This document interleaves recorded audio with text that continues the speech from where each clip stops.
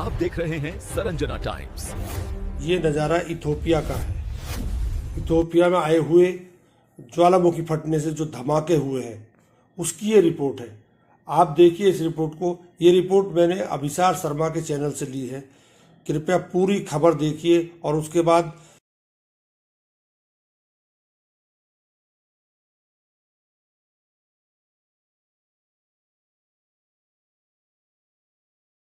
और ये धमाका इतना खतरनाक था दोस्तों कि धुएं का गुबार हवा में 10 से 15 किलोमीटर ऊंचा गया। सही सुना आपने। एक तो एक ज्वालामुखी जो 10,000 साल से खामोश है, कोई हरकत नहीं है। और क्या आप जानते हैं कि वैज्ञानिक नजरिए से अगर एक ज्वालामुखी 10,000 साल से खामोश है तो उसे डोरमेंट ज्वालामुखी या डोरमेंट वॉल्केनो कहा जाता है, यानी कि उससे कोई खतरा नहीं है। वैज्ञानिक अचरज में है कि ऐसा कैसे हो रहा है कि 10,000 साल से एक ज्वालामुखी खामोश था और फिर एक धमाका होता है। अब वो मंजर मैं आपको दिखाना चाहता हूं कि करीब 10 से 15 किलोमीटर ऊपर, यानी कि जहां धमाका होता है उससे 10 से 15 किलोमीटर ऊपर धुएं का गुबार है।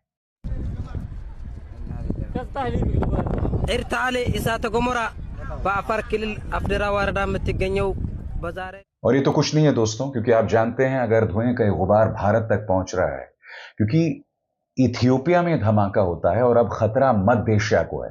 मैं इस कार्यक्रम में खासतौर से भारत की बात कर रहा हूं, क्योंकि स्वाभाविक सी बात है खतरा यहां बदस्तूर भारत को बना हुआ है।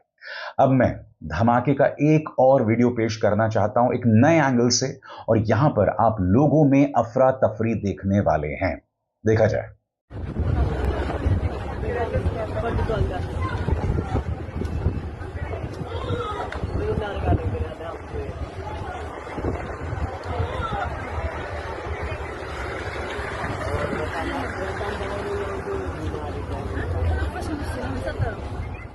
अब बहुत जरूरी हो जाता है दोस्तों कि हमारे विमानों को क्या खतरा है, मगर उससे पहले ये पूरा घटनाक्रम क्या हुआ मैं बहुत ही सरल शब्दों में आपको समझा रहा हूं।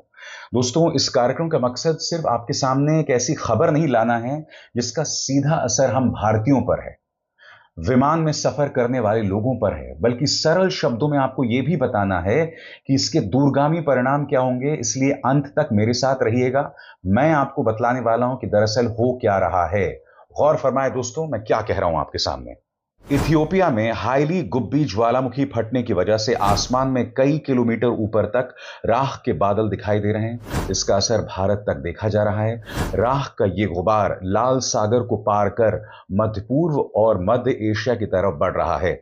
जमीन पर इसका अधिक असर महसूस नहीं होगा क्योंकि ये बादल काफी ऊंचाई पर हैं, लेकिन ये ऊंचाई ही वो जगह है जहां ज्यादातर यात्री विमान उड़ते हैं। अब स्वाभाविक सी बात है दोस्तों, भारतीय मौसम विभाग के लिए यह बहुत बड़ी चेतावनी हो गई है। आने वाले दिन भारतीय मौसम विभाग का एक भी शख्स सो नहीं सकता, क्योंकि भारतीय मौसम विभाग के सामने चुनौती है कि कोई भी घटना एक बड़ी आपदा में तब्दील ना हो जाए। भारतीय मौसम विभाग ने बीबीसी से बात की है और उन्होंने क्या कहा है आपके स्क्रीन पर। भारतीय मौसम विज्ञान विभाग आईएमडी के महानिदेशक मृत्युंजय महापात्रा ने बीबीसी को बताया कि इसकी वजह से प्रभावित ऊंचाई समुद्र तल से 8.5 किलोमीटर यानी 5.2 मील और 15 किलोमीटर के बीच है। महापात्रा ने कहा कि इससे सैटेलाइट के काम करने और उड़ानों का संचालन अस्थायी रूप से प्रभावित हो सकता है, लेकिन इससे मौसम की स्थिति या वायु की गुणवत्ता या मौसम पर असर पड़ने की संभावना नहीं है। ज्वालामुखी की राख सोमवार रात उत्तर भारत पहुंची थी और ऐसा लगता है कि अब चीन की ओर बढ़ रही। नमस्कार, मैं हूं जगत सिंह अवाना और आप देख रहे हैं सरंजना टाइम्स। दोस्तों, कल भगवा फहराया गया अयोध्या में और उसकी हलचल मची रायसीना रोड पर। ममता बनर्जी रात के अंधेरे में कलकत्ता में चुनाव आयोग के कार्यालय को घेर लेती है और पैदल चलकर उसी दिन के समय में कल पैदल चलकर रैली को संबोधित करती है और रैली में खुली चेतावनी बीजेपी और बीजेपी सरकार को देती है कि अगर आपने मुझे बंगाल में चोट दी तो मैं आपको पूरे भारत में चोट दूंगी। उधर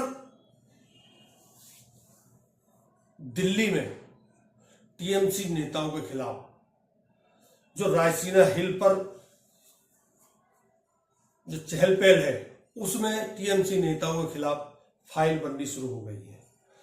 उधर फाइल पीएमएलए एक्ट की है, फाइल भ्रष्टाचार की है, फाइल में ऐसे ऐसे नेताओं का नाम है कि जो टीएमसी की धुरी है।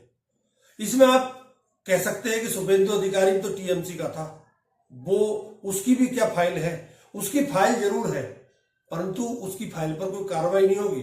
यूं तो मिथुन चक्रवर्ती के खिलाफ भी ईडी की जांच चल रही है परंतु वो मिथुन चक्रवर्ती आजकल ममता बनर्जी को बंगाल में घेर रही है, इसीलिए उसके ऊपर कोई कार्रवाई नहीं होगी। आप कहेंगे कि फिर कौन है ऐसे नेता? उस नेताओं के नाम बताने से पहले मैं आपको बता देता हूं कि ममता बनर्जी इस समय देश में 3 मोर्चों पर लड़ रही है। एक तो एसआईआर के मामले पे, दूसरा बीजेपी का जो हिंदुत्व का नारा उस पर, और तीसरा जो टीएमसी के खिलाफ फाइलों का दौर शुरू हो चुका है दिल्ली में, उसके खिलाफ भी ममता बनर्जी कहीं ना कहीं अपनी लड़ाई को आगे बढ़ा रही है। टीएमसी के करीब 1 दर्जन नेताओं के नाम इस फाइल में हैं, अलग अलग फाइलें हैं और इन्हें बहुत जल्द सामने लाया जा सकता है। इनमें मुख्य रूप से है सुदीप बंदोपाध्याय, तपन घोष, संजय बोस, उसके अलावा कुणाल घोष, अर्पिता घोष, शताब्दी रॉय, मुकुल रॉय, सौगत राय, काकोली घोष, दस्तेदार, प्रसून बनर्जी, अपूर्व पोद्दार, मदन मित्रा, सोवन चटर्जी, रामप्रसाद मुखर्जी तथा इन सभी में बीजेपी के कुछ विधायक हैं, कुछ मंत्री हैं, टीएमसी के कुछ विधायक हैं, कुछ मंत्री हैं, उसके अलावा कुछ सांसद हैं। और इनमें जो प्रमुख नाम आता है, एक नाम और है जो है अभिषेक बैनर्जी का। अभिषेक बैनर्जी ममता बनर्जी के भतीजे हैं। इसकी फाइल आपको पता होगा पहले भी सुप्रीम कोर्ट में जा चुकी है, पहले भी ईडी इनसे पूछताछ कर चुकी है परंतु सुप्रीम कोर्ट से कोई राहत न मिलने के बाद अब कहीं ना कहीं तलवार ऐसी लटक गई है कि कई बार तो ऐसा प्रतीत होता है क्या ये सभी लोग या इनमें से कुछ लोग बीजेपी का दामन थाम लेंगे या जेल चले जाएंगे। सोचने वाली बात यह है क्योंकि ममता बनर्जी जानती है कि मेरे नेता, कोई नेता पाला बदल सकता है। जब इनके खास रहे जो बीजेपी में चले गए हैं वो बदल सकते हैं तो इनमें से भी कोई भी बदल सकता है। इसीलिए अब वोटरों को साथ लेकर ममता बनर्जी इस लड़ाई को लड़ना चाहती है। यही कारण है कि कल रात वो चुनाव आयोग के कार्यालय रात में कलकत्ता में पहुंच जाती है और वहां का एक वीडियो आप देख लीजिए पहले।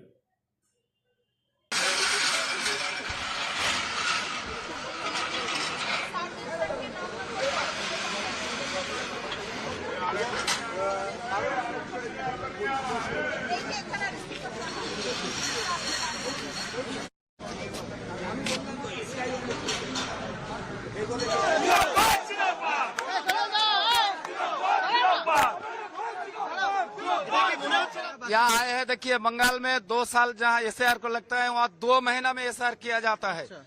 हम लोग देखा है कि बिहार में और दूसरा स्टेट में करोड़ों में वोटर का नाम कट दिया गया है। ये साजिश बंगाल में भी चल रहा है और ये जो 7-8 लाख वोटर है बंगाल में 1 महीना में एसआईआर होता है क्या? बनर्जी यूं ही सड़कों पर नहीं उतरी, वो जानती है कि मेरे नेता कभी भी कोई भी पाला बदल सकते हैं। ममता बनर्जी को अपने नेताओं पर भरोसा नहीं है, उसे भरोसा है तो केवल अपने वोटरों के ऊपर है। इसीलिए वो अपनी इस लड़ाई में तमाम वोटरों को साथ लेकर चलना चाहती है क्योंकि पीएमएलए एक्ट के तहत जेल में जाएंगे नेता तो उनकी जमानत में कितना टाइम लगेगा, कौन कैसे छूटेगा, कोई नहीं जानता। ममता यह भी जानती है कि चुनाव आयोग का घेराव अगर मैं नहीं करूंगी तो चुनाव आयोग फ्री हो जाएगा। और ऐसे में ममता बनर्जी जब ये देखती है कि जब बिहार में आज तेजस्वी की राजनीति को बीजेपी ने खत्म कर दिया, उधर महाराष्ट्र में एक नाथ शिंदे जैसे की और शिवसेना उद्धव ठाकरे जैसों की और यहां तक कांग्रेस तक की सत्ता को खत्म कर दिया, यानी राजनीति को खत्म कर दिया, तो फिर दूसरा नाम इसमें आप अखिलेश यादव का भी ले सकते हैं। 2027 में अखिलेश यादव के साथ भी हो सकता है ये काम। इसीलिए ममता बनर्जी अपनी आंखें खोलकर चल रही हैं और ममता बनर्जी इस लड़ाई में अपने साथ उन लोगों को रखना चाहती है जो उसके साथ खड़े हो सकते हैं और वो है उसके वोटर। उधर दूसरी तरफ बीजेपी नैरेटिव बनाने में लगी हुई है। बीजेपी जानती है कि 27% मुसलमान है पश्चिम बंगाल में और अगर 27% ना मिले तो जो 63% है उनको किसी तरह मोबिलाइज किया जाए। यही कारण है कि कल का जो राम मंदिर पर जो ध्वजा फहराई गई उसका लाइव प्रसारण सब जगह हुआ और वहां से जो नैरेटिव निकालने का प्रयास किया है, पहले वहां का नजारा देखिए कि आरएसएस और बीजेपी की बाहर तनातनी होती है, परंतु वहां क्या नजारा है आप एक बार देखिए। और मेरा से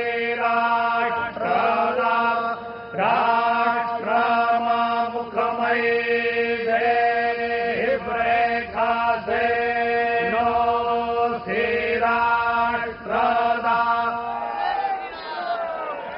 सियावर रामचंद्र की,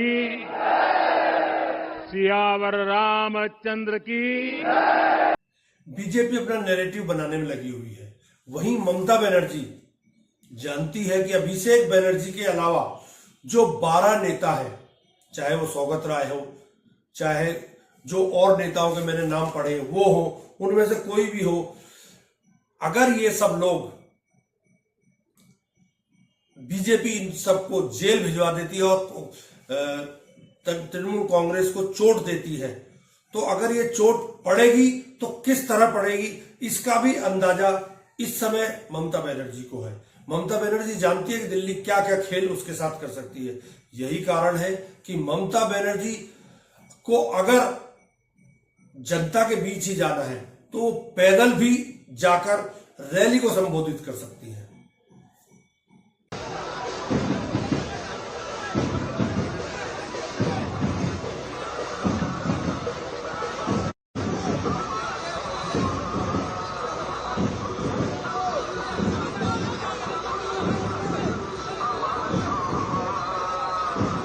বড়ই ভয়ঙ্কর, তোমাদের সরকার থাকবে না। শকুনি মামারা সেদিন কোথায় পালাবে এখন থেকে ঠিক করে জায়গা রেখে দাও। আমায় বাংলায় আঘাত করলে, কারণ মানুষকে আঘাত করলে আমি মনে করি আমাকে আঘাত করছে। আমাকে আঘাত করলে আমি সারা ভারতবর্ষ হিলিয়ে দেব, এটা মাথায় রেখো। इलेक्शনের পরে আমি একটু দেশটা ये बताने की जरूरत नहीं है कि बीजेपी किस तरह छत्रपों को खत्म करती है। उसका एक उदाहरण नहीं है, उसके कई उदाहरण हैं। उसके सबसे बड़ा उदाहरण तो उद्धव ठाकरे हैं जो 20-25 साल बीजेपी के साथ रहे। उसके अलावा अकाली दल है पंजाब में, उसके अलावा नवीन पटनायक है और अब नया नीतीश कुमार भी है जो करीब करीब खत्म होने के कगार पर है। ममता बनर्जी यह भी जानती है कि अगर छत्रपों को खत्म करने का ही बीजेपी ने बीड़ा उठा लिया है तो तमाम छत्रपों को और जो बड़े राजनीतिक दल है जैसे कांग्रेस है उनको भी एक साथ खड़ा होना पड़ेगा। अगर वो एक साथ खड़े नहीं होंगे और बीजेपी के खिलाफ मोर्चाबंदी नहीं करेंगे तो कहीं ना कहीं बीजेपी इन छत्रपों को भी खत्म कर सकती है। वैसे भी बीजेपी चाहती है कि केवल 2 ही पार्टी इस देश में रहे, परंतु जो छत्रप है वो कहीं ना कहीं भारी पड़ रहे हैं। भारी अगर पड़ते हैं, अगर ममता बनर्जी अपने वोटरों को साधने में कामयाब रही तो बीजेपी चुनाव में हार सकती है। और अगर ममता बनर्जी अपने वोटरों को नहीं साध पाई और एसआईआर के जरिए खेल कर दिया बीजेपी ने, जिस तरह महाराष्ट्र में किया, हरियाणा में किया, उसके अलावा बिहार में किया, अगर पश्चिम बंगाल में भी ये खेल हो गया तो फिर ममता बनर्जी की राजनीति का ये भी एक आखिरी दौर होगा। और फिर ममता बनर्जी और छत्रप ये भी जान चुके हैं कि अगर बीजेपी अपने तरीके से ही वोटर लिस्ट बनाती रही, अपने तरीके से ही चुनाव आयोग उनके लिए काम करता रहा, तो फिर उनकी राजनीति कहीं ना कहीं गर्त में चली जाएगी और खत्म हो जाएगी। ऐसे में सवाल यह भी उठता है कि क्या कांग्रेस इन छत्रपों के साथ खड़ी होगी? कई छत्रपों के साथ तो कांग्रेस खड़ी हुई है, परंतु क्या ममता बनर्जी के साथ खड़ी हो सकती है कांग्रेस? क्या कांग्रेस अपने उस जो राष्ट्रीयता को छोड़कर दूसरी तरफ जाकर ममता बनर्जी के साथ खड़ी हो सकती है? क्योंकि ममता बनर्जी ललकार रही है बीजेपी को कि अगर मुझे चोट दोगे तो मैं भी आपको चोट दूंगी पूरे देश में। ममता बनर्जी यह भी जानती है कि अगर हर राजनीतिक दल और हर छत्रप एक साथ नहीं आया तो ये राजनीति का आखिरी पटाक्षेप होगा। इस राजनीति में अगर छत्रप जाग गए तो सरकार बन सकती है और छत्रपों की भी, और अगर नहीं हुआ तो फिर तेजस्वी जैसा हाल हो जाएगा। आगे आने वाले दिनों में 27 में अखिलेश यादव का हाल भी यही हो जाएगा और उद्धव ठाकरे जैसा हाल हो जाएगा।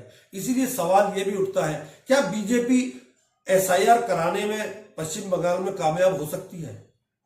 सोचने वाली बात है। दूसरा, क्या तृणमूल कांग्रेस अपने जरिए या अपने तरीके से चुनाव आयोग को किसी भी तरह से रोक पाएगी एसआईआर कराने में? अभी तक के जो आंकड़े आ रहे हैं उनमें 10 लाख से ऊपर वोट काटने का पूरा वो दस्तावेज तैयार हो चुका है। क्या 10 लाख वोट टीएमसी के कटेंगे? क्या 10 लाख वोट मुसलमानों के कटेंगे? क्या 10 लाख वोट दलितों के कटेंगे? क्या 10 लाख वोट वो कटेंगे जो कहीं भी जा सकते हैं, इधर या उधर? सोचने वाली बात यह भी है कि अगर बीजेपी इसी तरह से पूरे देश में चलती रही और उसे कोई रोक नहीं पाया, अगर ममता नहीं रोक पाई तो फिर कोई नहीं रोक पाएगा। तो फिर तमिलनाडु में भी सरकार बना लेगी बीजेपी, फिर केरल में भी सरकार बना लेगी बीजेपी, क्योंकि बीजेपी के हाथ एक ऐसा मंत्र लग चुका है कि जिसके जरिए वो छत्रपों को खा जाएगी और कहीं ना कहीं कांग्रेस को भी उभरने नहीं देगी। अब समय आ गया है इन दलों को एक साथ होकर चुनाव आयोग के खिलाफ खड़ा होना ही पड़ेगा। अगर खड़े नहीं हुए तो सबका वजूद खत्म हो जाएगा। देखते हैं क्या होता है। नमस्कार, बहुत बहुत धन्यवाद।